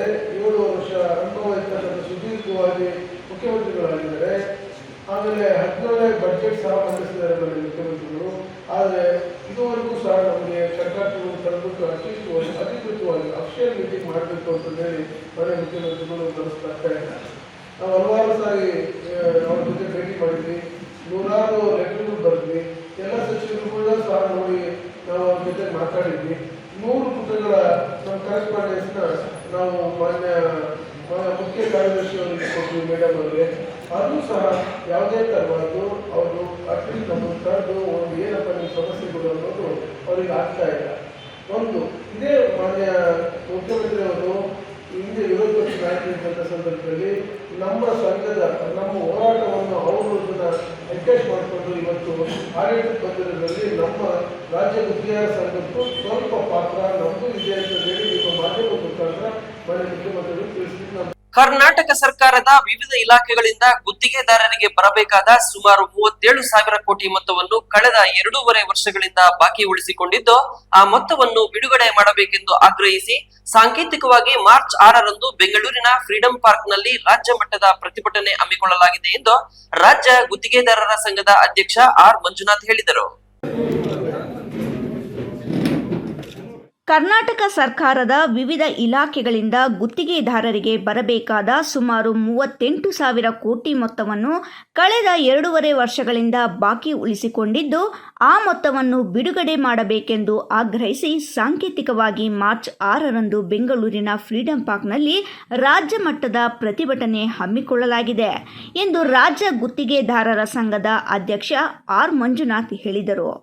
ದೊಡ್ಡಬಳ್ಳಾಪುರ ನಗರದ ಪ್ರವಾಸಿ ಮಂದಿರದಲ್ಲಿ ನಡೆದ ಸುದ್ದಿಗೋಷ್ಠಿಯಲ್ಲಿ ಮಾತನಾಡಿದ ಗುತ್ತಿಗೆದಾರರ ಸಂಘದ ಅಧ್ಯಕ್ಷ ಆರ್ ಮಂಜುನಾಥ್, ಮುಖ್ಯಮಂತ್ರಿಗಳನ್ನು ಮತ್ತು ಹಲವಾರು ಸಚಿವರನ್ನು ಭೇಟಿ ಮಾಡಿ ಅವರ ಗಮನಕ್ಕೆ ತಂದಿದ್ದೇವೆ. ಆದರೆ ಈವರೆಗೂ ಲೋಕೋಪಯೋಗಿ ಇಲಾಖೆ, ಬಿಬಿಎಂಪಿ ಮತ್ತು ಪಂಚಾಯತ್ ರಾಜ್ ಇಂಜಿನಿಯರಿಂಗ್ ಇಲಾಖೆ ಹೊರತುಪಡಿಸಿ ಬೇರೆ ಇಲಾಖೆಗಳಲ್ಲಿ ಹಣ ಬಿಡುಗಡೆ ಮಾಡಿಲ್ಲ. ಬಾಕಿ ಮೊತ್ತವನ್ನು ಒಂದೇ ಬಾರಿಯಲ್ಲದಿದ್ದರೂ ಹಂತ ಹಂತವಾಗಿಯಾದರೂ ಬಿಡುಗಡೆ ಮಾಡುವ ಪ್ರಾಮಾಣಿಕತೆ ಸರ್ಕಾರ ತೋರಬೇಕಾಗಿತ್ತು. ಆದರೆ ಸರ್ಕಾರ ಗುತ್ತಿಗೆದಾರರನ್ನು ನಿರ್ಲಕ್ಷ್ಯ ಮಾಡುತ್ತಿದೆ ಎಂದರು. ಮುಖ್ಯಮಂತ್ರಿಗಳು ಹಲವಾರು ಬಾರಿ ಸಂಘದ ಪದಾಧಿಕಾರಿಗಳ ಜೊತೆಗೆ ಸಭೆಯನ್ನು ನಿಗದಿಪಡಿಸಿ ಯಾವುದೇ ನಿರ್ದಿಷ್ಟವಾದ ಕಾರಣವನ್ನು ನೀಡದೆ ಸಭೆಯನ್ನು ಮುಂದೂಡಿದ್ದು, ಇದುವರೆಗೂ ಅಧಿಕೃತವಾಗಿ ಸಭೆಯನ್ನು ಕರೆದು ಚರ್ಚೆ ನಡೆಸಲು ಮಾನ್ಯ ಮುಖ್ಯಮಂತ್ರಿಗಳು ಹಿಂದೇಟು ಹಾಕುತ್ತಿರುವುದು ಸಮಂಜಸವಲ್ಲ ಎಂದರು. ನಮ್ಮ ಬೇಡಿಕೆ ಸರ್ಕಾರಕ್ಕೆ ಮನವರಿಕೆ ಮಾಡಿಕೊಡುವ ನಿಟ್ಟಿನಲ್ಲಿ ಮಾರ್ಚ್ 6ರಂದು ರಾಜ್ಯದ ಎಲ್ಲ ಜಿಲ್ಲಾ ಹಾಗೂ ತಾಲೂಕು ಗುತ್ತಿಗೆದಾರರು ಒಟ್ಟಾಗಿ ಬೆಂಗಳೂರಿನ ಫ್ರೀಡಂ ಪಾರ್ಕಿನಲ್ಲಿ 1 ದಿನದ ಪ್ರತಿಭಟನೆ ಹಮ್ಮಿಕೊಂಡಿದ್ದು, ಸರ್ಕಾರ ನಮ್ಮ ಬೇಡಿಕೆ ಈಡೇರಿಸದ ಪಕ್ಷದಲ್ಲಿ ಮುಂದೆ ಅನಿರ್ದಿಷ್ಟಾವಧಿ ಹೋರಾಟಕ್ಕೆ ಮುಂದಾಗಬೇಕಾಗುತ್ತದೆ ಎಂದರು. ಅದನ್ನ ತಾವು ನಮ್ಗೇನು ಗೊತ್ತಾ ಇರೋದು ಆಧಾರ ನೀವು ಒಬ್ಬರೇ, ನಮ್ಮನ್ನ ಯಾರು ಕೇಳ್ತಿಲ್ಲ. ಅಧಿಕಾರಿಗಳು ಅವರು ಆಡ್ತಾ ಇದ್ದಾರೆ, ಅವ್ರಿಗೂ ಅಷ್ಟೇ ಯಾವ ಕಂಟ್ರೋಲ್ ಇಲ್ಲ. ಅಧಿಕಾರಿಗಳು ಎಲ್ಲ ವಿಚಾರದಲ್ಲೂ ಅಧಿಕಾರಿಗಳು ನಮ್ಮ ಮಧ್ಯದಲ್ಲಿ ಕಾಂಟ್ರಾಕ್ಟ್ರು ಮತ್ತು ಜನಪ್ರತಿನಿಧಿಗಳು ಮಧ್ಯದಲ್ಲಿ ಅಧಿಕಾರಿಗಳು ಆಟಗಳು ಆಡ್ತಾ ಇದ್ದಾರೆ. ಅವ್ರು ಕೇಳೋವಂಥದ್ದು ಯಾರಿದೆ? ನೀವುಗಳು ಕೇಳಿ, ನಿಮಗೆ ರೈಟ್ಸ್ ಇದೆ. ನಿಮಗೆ ಅದಕ್ಕೆ ನಮ್ಮ ಏನಿದ್ರು ಕೂಡ ಪತ್ರಿಕೋದ್ಯಮದಲ್ಲಿ ಇರ್ತಕ್ಕಂಥ ರೈಟ್ಸ್, ಅದನ್ನು ಕೇಳೋ ಕ್ವಶನ್ ನೀವು ಮಾಡಬೇಕಾಗಿದೆ. ಅದಕ್ಕೋಸ್ಕರ ನಾವು ನಿಮ್ಮ ಮೊರೆ ಬಂದಿದ್ದೀವಿ. ಇಲ್ಲ ಅಂತಲ್ಲ, ಇರುತ್ತೆ. ಬಟ್ ಆದರೆ ಏನಂದರೆ ಹಣ ಬಿಡುಗಡೆ ವಿಚಾರವಾಗಿ ಹಳೆ ಸರ್ಕಾರಕ್ಕಿಂತ ಜಾಸ್ತಿ ಇದೆ. ಕಮಿಷನ್ ಏನು ಇಲ್ಲ ಅಂತಲ್ಲ, ಅದು ಕೆಲವು ಡಿಪಾರ್ಟ್ಮೆಂಟ್, ಪಾಪ ಎಲ್ಲ ಡಿಪಾರ್ಟ್ಮೆಂಟ್ ಹೇಳೋಕ್ಕಾಗ. ಈಗ ನೋಡಿ, ನಮಗೆ ಲೋಕೋಪಯೋಗಿ ಸಚಿವ ಇಲಾಖೆಯಲ್ಲಿ ಪರವಾಗಿಲ್ಲ, ಕಡಿಮೆ ಇದೆ. ಸೊ ಆಮೇಲೆ ಅಂದರೆ ಕಡಿಮೆ ಅಂದರೆ ನಾವು ಮಿನಿಮಮ್ ನಾವೇನು ಕೆಲಸ ಮಾಡಬೇಕು ಅಂದರೆ ಅದು ಮೊದಲಿಂದಲೂ ನಾವು ಬಂದಿರ್ತಕ್ಕಂಥದ್ದು. ಏನು ಅದನ್ನೇನು ಕಡಿಮೆ ಮಾಡಿ ಪೂರ್ತಿ ನಿರ್ಮೂಲನೆ ಮಾಡೋಕ್ಕಾಗಲ್ಲ. We can control. ಇವನ್ ಮಾನ್ಯ ಮುಖ್ಯಮಂತ್ರಿಗಳೇ ಹೇಳ್ತಾರೆ, ಅದೇ ನಿರ್ಮೂಲ ಮಾಡೋಕ್ಕಾಗಲ್ಲ ಕಣ, ಅದನ್ನೇನಾದ್ರು ಮಾಡಿ ಕಂಟ್ರೋಲ್ ಮಾಡಬೇಕು ಅಂತ ಬಾಯಲ್ಲಿ ಹೇಳ್ತಾರೆ ಅಂತ ಕಂಟ್ರೋಲ್ ಮಾಡೋಕ್ಕೆ ಪ್ರಾಮಾಣಿಕ ಪ್ರಯತ್ನ ಮಾಡ್ತಾ ಇಲ್ಲ. ಗುಡಿಬಂಡೆ ತಾಲೂಕಿನ ಬೀಚಗಾನಹಳ್ಳಿ ಸಾಂಸ್ಕೃತಿಕ ಭವನದಲ್ಲಿ ಶ್ರೀ ಧರ್ಮಸ್ಥಳ ಗ್ರಾಮಾಭಿವೃದ್ಧಿ ಯೋಜನೆಯಿಂದ 2044ನೇ ಮದ್ಯವರ್ಜನ ಶಿಬಿರವನ್ನು ಅರ್ಥಪೂರ್ಣವಾಗಿ ಆಯೋಜಿಸಲಾಗಿತ್ತು. ಗ್ರಾಮೀಣ ಪ್ರದೇಶಗಳಲ್ಲಿ ಹೆಚ್ಚುತ್ತಿರುವ ಮದ್ಯಪಾನ ವ್ಯಸನದ ಸಮಸ್ಯೆಗೆ ಪರಿಹಾರ ಕಂಡುಹಿಡಿಯುವ ಉದ್ದೇಶದಿಂದ ಈ ಶಿಬಿರ ಹಮ್ಮಿಕೊಳ್ಳಲಾಗಿತ್ತು.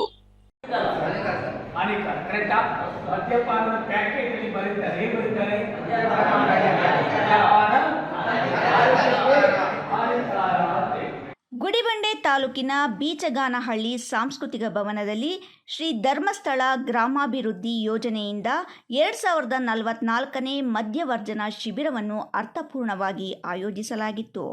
ಶಿಬಿರದಲ್ಲಿ ಭಾಗವಹಿಸಿದ್ದ ಹಲವರು ತಮ್ಮ ಬದುಕಿನ ಅನುಭವಗಳನ್ನು ಹಂಚಿಕೊಂಡರು. ಶಿರಾ ತಾಲೂಕು ಗಿಡಗನಹಳ್ಳಿ ಗ್ರಾಮ ರಂಗನಾಥ್ರವರು ಮಾತನಾಡಿ ತನ್ನ ಬದುಕಿನ ಹಾದಿಯನ್ನೇ ಬದಲಿಸಿದ ಈ ಶಿಬಿರದ ಮಹತ್ವವನ್ನು ವಿವರಿಸಿದರು. ನಾನು ಚಾಲಕನಾಗಿ ಕೆಲಸ ಮಾಡುತ್ತಿದ್ದೆ. ದಿನಪೂರ್ತಿ ದುಡಿದು ಗಳಿಸಿದ ಹಣವನ್ನೆಲ್ಲ ಮದ್ಯಪಾನಕ್ಕೆ ವ್ಯಯಿಸುತ್ತಿದ್ದು, ನನ್ನ ವ್ಯಸನದ ಕಾರಣದಿಂದ ಹಸುಗಳು ಹಾಗೂ ವಾಹನಗಳನ್ನು ಮಾರಾಟ ಮಾಡಿ ಸಂಪಾದಿಸಿದ್ದ ಸಂಪತ್ತನ್ನೆಲ್ಲ ಕಳೆದುಕೊಂಡೆ. ಕುಟುಂಬವನ್ನು ಸಾಗಿಸಲು ಅತೀವ ಸಂಕಷ್ಟ ಎದುರಿಸಬೇಕಾಯಿತು. ಮನೆಯವರೊಂದಿಗೆ ನಿರಂತರ ಜಗಳ, ಬಂಧು ಬಳಗದಿಂದ ದೂರವಾಗುವ ಪರಿಸ್ಥಿತಿ ಉಂಟಾಯಿತು ಎಂದು ಭಾವುಕರಾಗಿ ಹೇಳಿದರು. ಹಾಗೂ ನನ್ನ ಪರಿಸ್ಥಿತಿಯನ್ನು ನೋಡಿ ಕುಟುಂಬಸ್ಥರು ನನಗೆ ನೆರವಾಗಬೇಕು ಎಂದರು. ನನ್ನನ್ನು ಶ್ರೀ ಕ್ಷೇತ್ರ ಧರ್ಮಸ್ಥಳ ಗ್ರಾಮಾಭಿವೃದ್ಧಿ ಯೋಜನೆಯ ಮದ್ಯವರ್ಜನ ಶಿಬಿರಕ್ಕೆ ಸೇರಿಸಿದರು. ಶಿಬಿರದಲ್ಲಿ ನೀಡಲಾದ ಸಮಾಲೋಚನೆ, ಪ್ರೇರಣಾತ್ಮಕ ಉಪನ್ಯಾಸಗಳು, ಅನುಭವ ಹಂಚಿಕೆಗಳು ನನ್ನ ಮನಸ್ಸಿನಲ್ಲಿ ಮಹತ್ತರ ಬದಲಾವಣೆಯನ್ನು ತಂದವು. ನಿಧಾನವಾಗಿ ಮದ್ಯಪಾನದ ವ್ಯಸನದಿಂದ ದೂರವಾಗಿ ಹೊಸ ಜೀವನ ಆರಂಭಿಸುವ ಆತ್ಮವಿಶ್ವಾಸ ಮೂಡಿತು ಎಂದರು. ಇದೀಗ ಸಂಪೂರ್ಣವಾಗಿ ಮದ್ಯಪಾನವನ್ನು ಬಿಟ್ಟಿರುವ ಅವರು ಮತ್ತೆ ಹಸುಗಳನ್ನು ಖರೀದಿಸಿ ಜೊತೆಗೆ ವಾಹನವನ್ನು ಪಡೆದು ಭೂಮಿ ವ್ಯವಹಾರದಲ್ಲೂ ಕೈ ಹಾಕಿ ಆರ್ಥಿಕವಾಗಿ ಸ್ಥಿರತೆಯನ್ನು ಸಾಧಿಸುತ್ತಿದ್ದಾರೆ. ಇಂದು ನನ್ನ ಕುಟುಂಬ ಸಂತೋಷದಿಂದ ಇದೆ. ಬಂಧು ಬಳಗದವರು ಮತ್ತೆ ಗೌರವದಿಂದ ಮಾತನಾಡುತ್ತಿದ್ದಾರೆ. ಸಮಾಜದಲ್ಲಿ ಒಳ್ಳೆಯ ಸ್ಥಾನಮಾನ ಪಡೆದುಕೊಂಡಿದ್ದೇನೆ. ನನ್ನ ಜೀವನದಲ್ಲಿ ಬಂದ ಈ ಸಕಾರಾತ್ಮಕ ಬದಲಾವಣೆಗೆ ಶ್ರೀ ಕ್ಷೇತ್ರ ಧರ್ಮಸ್ಥಳ ಗ್ರಾಮಾಭಿವೃದ್ಧಿ ಟ್ರಸ್ಟ್ ಪ್ರಮುಖ ಕಾರಣ ಎಂದು ಕೃತಜ್ಞತೆ ವ್ಯಕ್ತಪಡಿಸಿದರು. ನಮ್ಮ ಹೆಸರು ರಂಗನಾಥ್ ಅಂತ. ನಮ್ಮೂರು ಬಂದು ಸಿರಾಪಕ್ಕ ಗಿಡಗನಹಳ್ಳಿ ಅಂತ.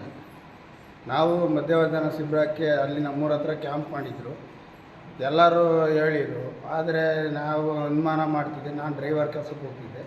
ತಿರ್ಗಾ ಒಂದು ದಿವಸ ನಮ್ಮ ಮನೆ ಒಳಗೇನೆ ಒಳ್ಳೇದಂತೆ ಅದಕ್ಕೆ ಹೋಗಣಿ ಅಂತ ಅಂದು. ಆಯ್ತಮ್ಮ ಹೋಗ್ತೀನಿ, ಟ್ರಿಪ್ ಹೋಗ್ತೀನಿ ಅಂದೆ. ಅದಷ್ಟೊತ್ತಿಗೆ ಕ್ಯಾಂಪ್ ಸ್ಟಾರ್ಟ್ ಆಯ್ತು. ಬಂದು ನಾನು ಹೋಗಿ ಕ್ಯಾಂಪಿಗೆ ಸೇರ್ಕೊಂಡೆ. 8 ದಿವಸದಾಗೆ ನಾನು ಅಲ್ಲಿ ನೋಡಿದ್ದೇನೆಂದರೆ, ನನ್ನ ಕುಡಿತದಿಂದ ಖರ್ಚು ಮಾಡಿದ್ದ ಹಣವನ್ನು ಸಂಪಾದನೆ ಮಾಡಬಹುದು, ಒಂದು ವಾರದೊಳಗೆ ಸಂಪಾದನೆ ಮಾಡಬಹುದು ಎಂಬ ಧೈರ್ಯ ಬಂತು. ಅಲ್ಲಿ ನೋಡಿದ್ದೆ ನಾನು ಪ್ರತಿ ಇದಕ್ಕೆ. ತಿರ್ಗಿ ಅಲ್ಲಿಂದ ನಾನು 8 ದಿವಸ ಅಲ್ಲಿದ್ದು ಕ್ಯಾಂಪಿಗೆ ನಡೆಸ್ಕೊಂಡು ನೀನಾಗೆ ಬಂದು ಅಲ್ಲಿಂದ ಬಂದಾದಮೇಲೆ ನಾನು ಕಳ್ಕೊಂಡಿದ್ದಕ್ಕಿಂತ 2 ಸಂಪಾದನೆ ಮಾಡಿದೆ. ಸಂಪಾದನೆ ಅಂದರೆ ಹಸುಗಳನ್ನು ಮಾರಿದ್ದೆ, ಕುಡಿಬೇಕಾದ್ರೆ ಹಸುಗಳನ್ನು ಕೊಂಡ್ಕೊಂಡೆ. ಅಲ್ಲಿಂದ ನಾನು ಮನೆ ಒಳಗೆ ನಮ್ಮದು ಒಂದು ಟೆಂಪೋ ಇತ್ತು, ಟೆಂಪೋ ಬಿಡಿಸ್ಕೊಂಡೆ. ಅದರಿಂದ ನಾನು ಡ್ರೈವರ್ ಕೆಲಸಕ್ಕೆ ಹೋಗೋದಾಗ ಸ್ವಂತ ನಮ್ಮ ಜಮೀನಾಗೆ ಇದು ಮಾಡೋಕೆ ನಿಂತ್ಕೊಂಡೆ. ಹುಂಚೆ ಮರಗಳು ಮಾಡಿದೆ, ಬಿಸ್ನೆಸ್ ಮಾಡಿದೆ. ಎಲ್ಲ ಈ ಥರ ಆ ರೀತಿ ಬಿಸ್ನೆಸ್ ಮಾಡಿ ಲಾಭ ಪಡೆದಿದ್ದೀನಿ. ಮಹೇಶ್, ರಾಯಲ್ಸ್ ಕನ್ನಡ, ಗುಡಿಬಂಡೆ.